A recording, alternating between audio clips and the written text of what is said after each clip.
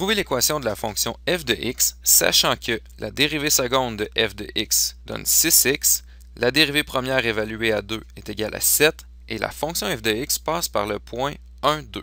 Nous pouvons commencer en calculant la dérivée, donc f' de x, qui sera égale à l'intégrale de la dérivée seconde de f de x dx. Cette dérivée seconde étant égale à 6x, donc la dérivée sera égale à l'intégrale de 6x dx.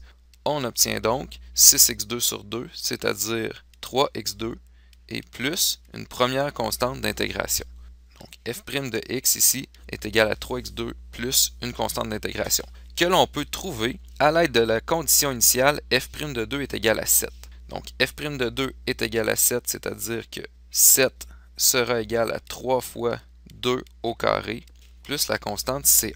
En isolant C1 dans l'égalité, 2 au carré donne 4 fois 3, 12. 7 moins 12 donne moins 5, donc C1 est égal à moins 5. L'équation de notre dérivée devient donc 3x2 moins 5.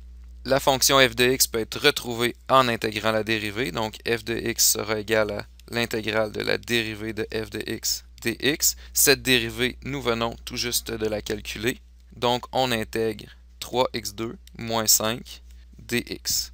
En intégrant, nous obtenons 3x3 sur 3, c'est-à-dire x3, moins 5x, et plus une autre constante d'intégration.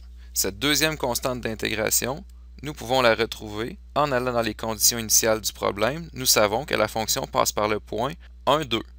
Nous pouvons se servir de ce point pour venir calculer la constante d'intégration. Donc, on sait que f de x est égal à x3 moins 5x plus c2.